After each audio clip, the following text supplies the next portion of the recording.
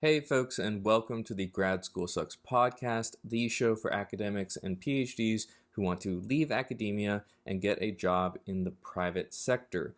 I'm your host, Dr. Matt Carlson, and today for this week's episode, I'm answering your questions from Instagram. I have about a dozen questions picked out that you all asked me, and I'm going to spend about a minute each responding to each one of the questions. And these are all questions generally about going industry, getting your first job, and that experience as a whole. So here's the first question. The first question is, what do you actually consider an industry job? Is it just any job that's not a position in a university? So when I say an industry job, I'm specifically referring to any kind of job that's in the private sector, where you're working for a for-profit business. It's not necessarily something that's just non-academic, because non-academic also includes government jobs and jobs at a nonprofit. And while some PhDs do go on to work in government or for nonprofits, the majority of them, when they leave academia, do end up in the private sector working an industry job. Question number 2, how early should you start looking when you know you want to get an industry job in the future? I love this question because I think many PhDs and grad students wait too long before they start doing the basic research needed to being prepared to go on the industry job market. So what I recommend you do is when you are 6 to 9 months away from wanting to start a job, get that first paycheck, you need to start doing your prep work. That's doing the research on your degree, finding out the kinds of jobs that people with your degree tend to get, then creating materials, both a resume and a LinkedIn profile, and maybe a portfolio project if needed, tailored to that one specific job title. You also need to create a network of people who can help you along the way and maybe refer you for an open position if one comes along and the timing is right. And all that can take months. And I don't want you to wait until the last minute when you're like, oh, I need a resume, I need to start applying to jobs. Because if you haven't done the prep work, you're probably not going to be incredibly competitive when you need to be. The third question is, what general field did you get your PhD in, and how do you think job outcomes differ between different fields? I got my degree in the social sciences, and yes, I do think job outcomes vary depending on the field that you come from. In general, what I've seen is that those in STEM tend to have an easier time transitioning to industry compared to those in, say, the humanities, and the social sciences seems to fall somewhere in between. And for the vast majority of people, I think it's not actually the degree that predicts what kind of a job they'll get, although there are some exceptions, particularly in STEM. I think it's more so the skills that you learn along the way. So if you learn how to be a good teacher and help people learn things, you might find yourself easily transitioning to an instructional design role, even if what you're teaching has nothing to do with the content area you specialized in grad school. Alternatively, I think those who learn data analytics are very likely to find themselves easily transitioning to an analytics type role, again, even if the content area you're going into has nothing to do with what you studied. For the fourth question, I got several very similar style questions where folks were basically asking, what kind of a job should I get if I got a PhD or a master in XYZ field? And here's my response to those kinds of questions. I get a lot of questions and DMs from people who want to know what kind of jobs they could get with their specific PhD or training. And my answer to them is almost virtually the same every time. And that is that you can find out what kind of jobs people from your field tend to get by going on LinkedIn. And I just made a reel about it this week, but I'll go ahead and tell you again how to do it. It's very easy. You go to LinkedIn, you type in the search bar, PhD in whatever your field is, or master's in whatever your field is, and put it in quotes. Then you search it and you click the people tab to filter so you only see people and not job listings or companies or posts. Then you start scrolling through the profiles and you pick out the people who are in an industry job, not people who are grad students or professors. I recommend you get an Excel spreadsheet, and you document all the jobs you find. That will give you a bird's eye view of the kind of job that you can get with your degree. And if you want to, you can even filter it down by country to see what kinds of jobs people in your country are getting with your training. That is literally the best answer that you could get. Go out and do your own research and find out real results and not just listen to someone like me tell you what the answer is. The fifth question is about how recruiters will often say that a PhD is overqualified for a given industry role and how I overcome that. And here's what I suggest. Maybe you've had this experience before where a recruiter says that you're overqualified because of your graduate education. If so, let me know in the comments. And I think there are a couple possible responses to this kind of a reaction that you get. Number one, you could actually be applying for jobs that are too low based on your training. They're too entry level. And I think for many PhDs, particularly those who've done postdocing after their PhD, applying to an entry level job does look a little suspect. You should actually be applying to more of a mid-level job if you had a lot of good experience in your PhD or you did a postdoc. And if you're a faculty, you should often be applying for a leadership position. One thing to think about is how your resume looks. If you're prominently showing that you got a PhD and all this training, then you actually may be turning off recruiters because they are looking for someone who specifically fits the position that they are trying to fill, not someone who is overdoing it. So I would think about, does your resume look and align with the other applicants they are getting? If your application looks overly academic, the simplest way they can say no is say you're overqualified. The sixth question is, how do you find people who would be willing to do an informational interview with you? So I love when I hear that grad students and academics are doing informational interviews as a way of researching the kinds of roles that they want and learning how to frame themselves better for industry openings. I think it's an invaluable experience that everyone should do as part of their job search preparation process. Now, if you have people who are not responding to you about informational interviews, you might be doing a couple things wrong. Number one, you might not be asking enough people. I think if you ask 10 people to do informational interviews with you, you'll probably only get 1 or 2, maybe 3 that end up saying yes. So you probably need to increase the volume of people that you're reaching out to.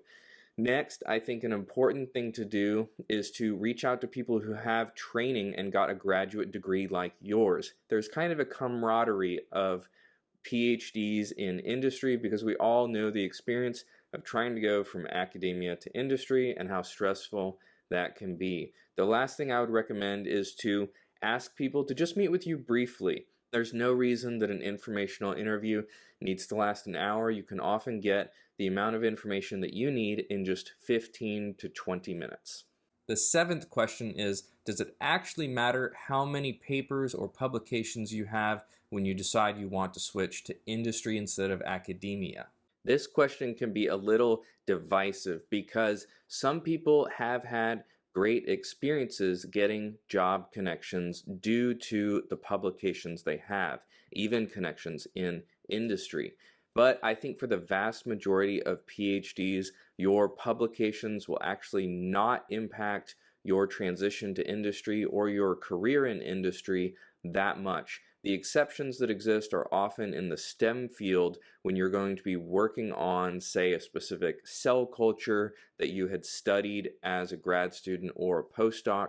But for the majority of us who end up doing something that's parallel or a little bit off-center of the topic that we studied in academia, I think your publications will actually not make that much of a difference. That being said, they are a great thing to add in your work experience section to show that you have a tangible product for the work that you've done. The eighth question is, most jobs, even entry-level jobs, require some level of industry experience. How do I get past that? And here are some options that might work for you. It's true. Many companies do want to see that you have some basic experience working in the role that you're applying to, even if it's an entry-level job. And here are some ways to get around that or meet that need. The first one is to not pitch your experiences in academia as overly academic. If you worked in a research lab and you conducted work outside of a course, then you have experience. It may not be experience working in a business, but it's an experience delivering outcomes for an organization. And so I think framing that on your resume, perhaps even specifically stating the lab or organization that you worked in and not the university as the end employer, and specifically having bullets about the experiences that you had there and framing them in ways that align with the job postings you're applying to is the most important thing.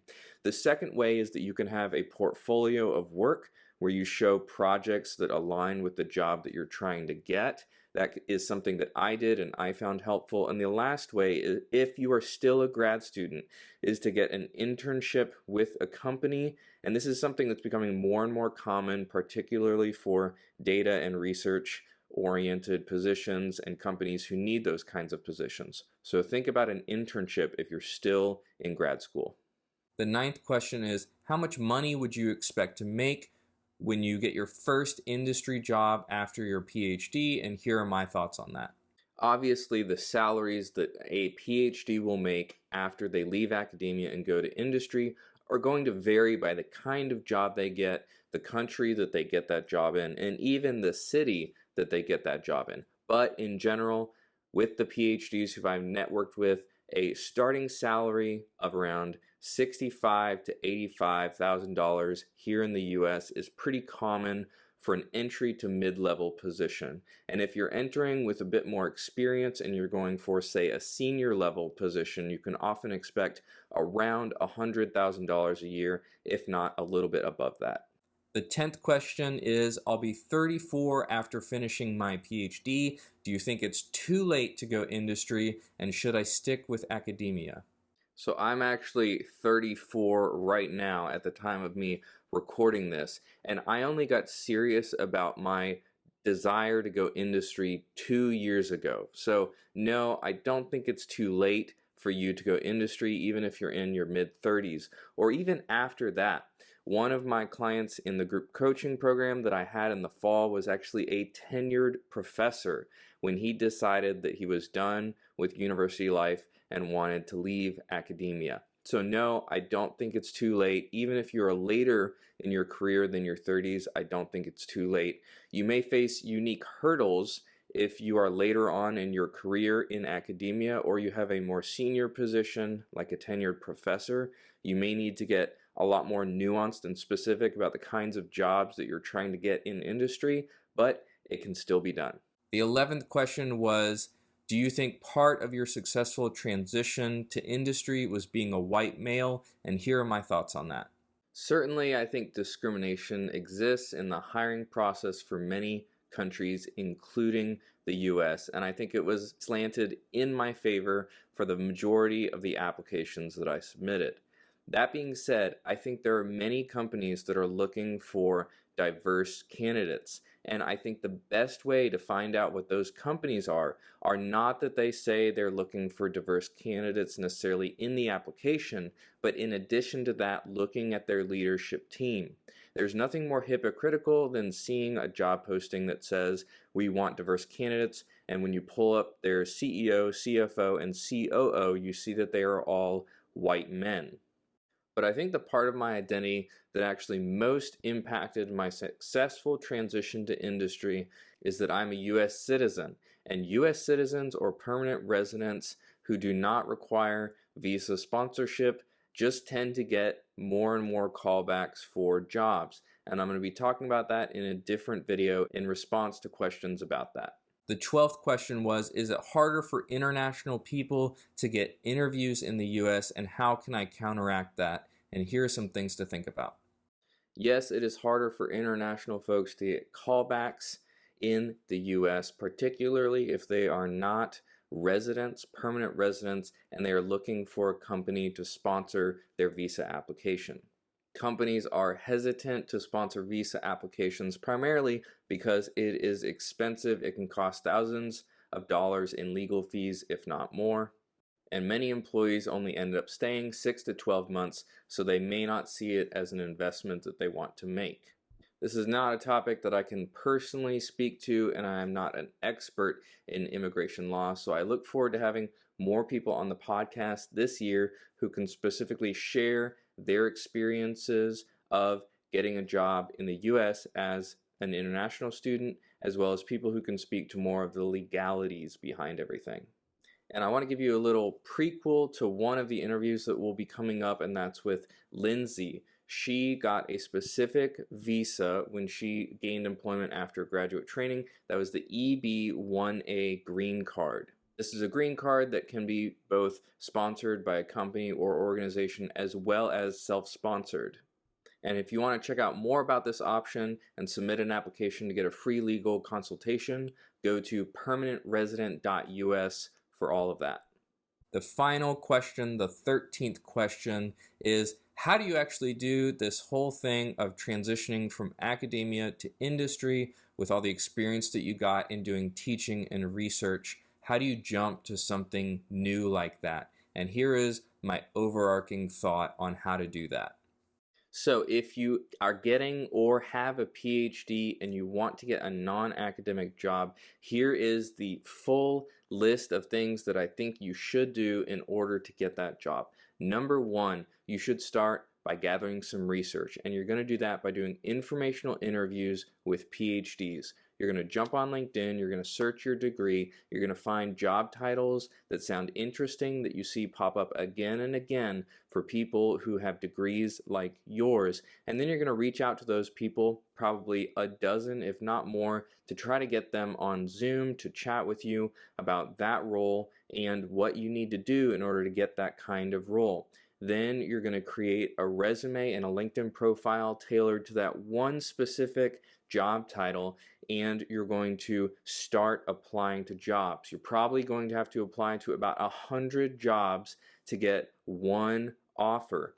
And if you're not getting callbacks, that means your resume needs some tweaking, and you need to make sure that you're applying to the right job with your skill set. And that's really all there is to it. Of course, it can be a lot of work, but I think if you do the prep work of building a network that feeds you information on a specific career path and how to get there, that is the best place to start. All right, folks, those were 13 questions and 13 answers from me to you. Common questions that I get about going industry. I hope you appreciated that and learned something from it. If you're interested in following me on Instagram, where I'm most active on social media, I'll put a link below. You can also just find me at Grad School Sucks. And if you want to start your journey to industry today, I recommend you download my 6-week checklist. It is a 1-page PDF that outlines the specific tasks that PhDs need to complete in order to be competitive on the industry job market. And I can't wait to see you all next week for another episode of the Grad School Sucks podcast. See you then.